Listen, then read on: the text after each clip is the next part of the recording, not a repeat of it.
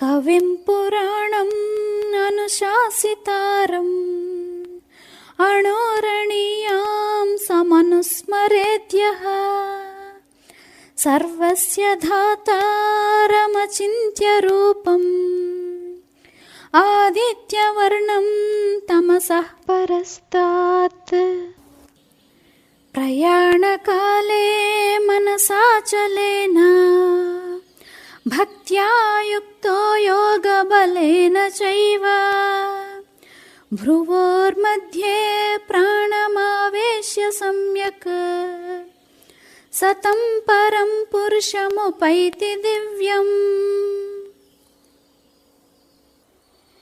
దేనియందు జనన మరణముల అనడి పోరాటములన్నయూ అంతమొందును, ఏది పరమానంద స్వరూపమో, ఏది నిరాకారమైనదో, దేనియందు జనన మరణములు లేవో, ఏది సర్వసాక్షియో, ఏది ఆకాశము కంటే కూడా ప్రాచీనమైనదో, ఏది పరమాణువు కంటే కూడా చాలా చిన్నదియో, దేని సాంగత్యము వలన విశ్వమునకు చేతనత్వము ప్రాప్తించునో, ఏది ఈ సమస్త దృశ్యములను ప్రసవించుచున్నదో, దేని మూలమున ఈ జగత్తు జీవించియున్నదో, దేని ముందు హేతువాదము అనగా కార్యకారణ సంబంధము నిలువజాలదో, ఏది కల్పనాతీతమో, ఏది పగటియందు కూడా చదపురుగు అగ్నిలో ప్రవేశించజాలని రీతిగను, తేజస్సునందు అంధకారము ప్రవేశించజాలని రీతిగను, చర్మచక్షువులకు అంధకారము వలె అదృశ్యమయుండునో, ఏది పరిపూర్ణముగా నిర్మలమునర్పబడిన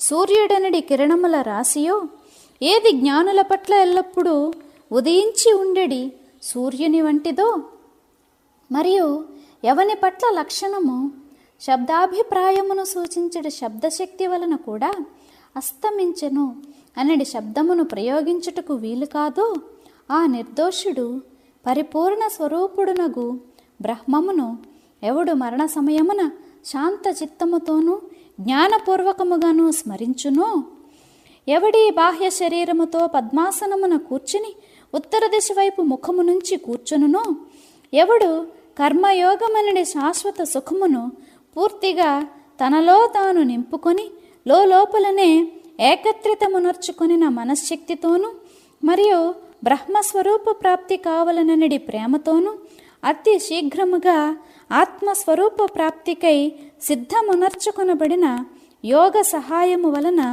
సుషుమ్న మధ్య మార్గము గుండా అగ్నిచక్రము నుండి బ్రహ్మరంధ్రం వైపు పోసాగినప్పుడు మరియు మహదాకాశమున ప్రాణవాయువు సంచరింపసాగినప్పుడు అతనికి దేహాదులు మరియు చిత్త సంయోగములు చాలా తుచ్చమైనవి, బాహ్యమైనవిగాను కనిపించును.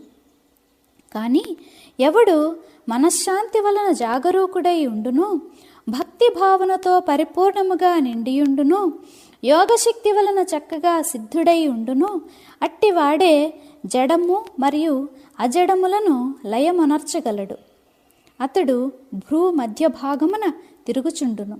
ఘంటానాదము ఘంటమునందే లీనమగునట్ల పాత్ర క్రింద పెట్టబడి ఉన్న దీపము ఎప్పుడు ఆరిపోయినదో తెలియరానట్ల ఎవడిట్టి శాంతావస్థలో ఈ శరీరమును విడుచునో అతడే పూర్ణ పరబ్రహ్మమగును. పరమ పురుషుడనిడి పేరుగల నా స్వయం సిద్ధ తేజో స్వరూపముగా అతడై ఉండును.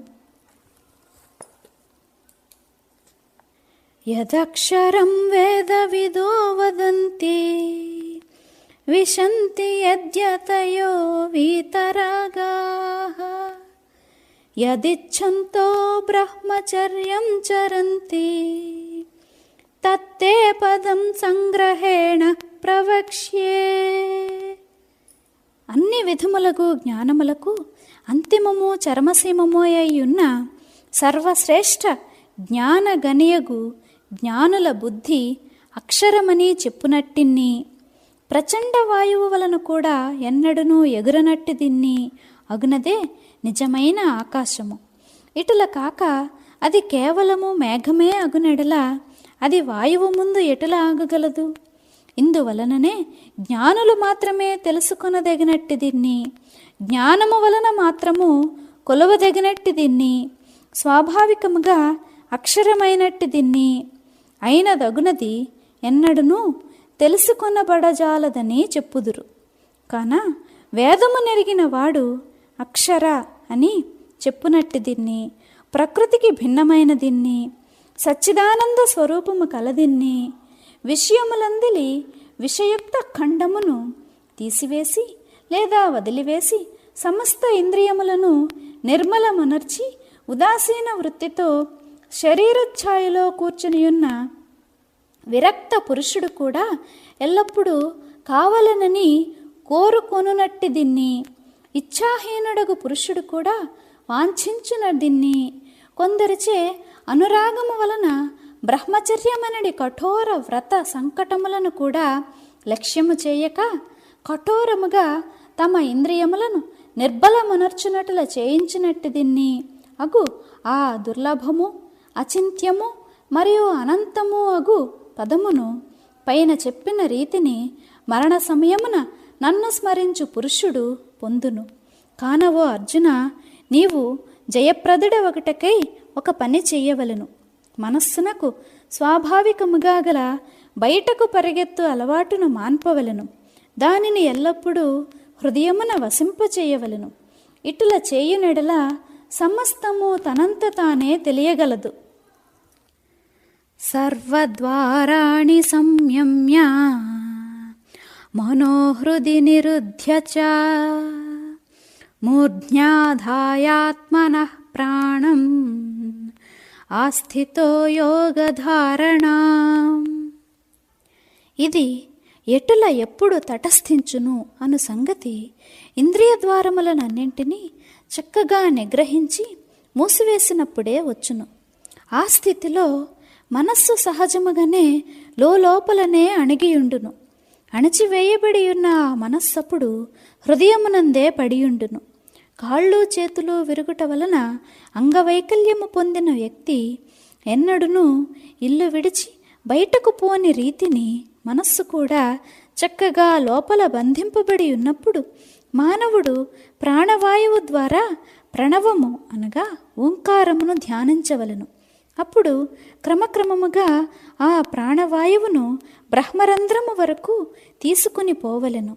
ప్రాణవాయువును బ్రహ్మరంధ్రములోనికి తీసుకొని పోయినప్పుడు ధారణాబలము వలన దాని నచ్చుట బ్రహ్మాకాశమునందు కలిసిపోవు రీతిని స్థిరముగా ఉంచవలెను.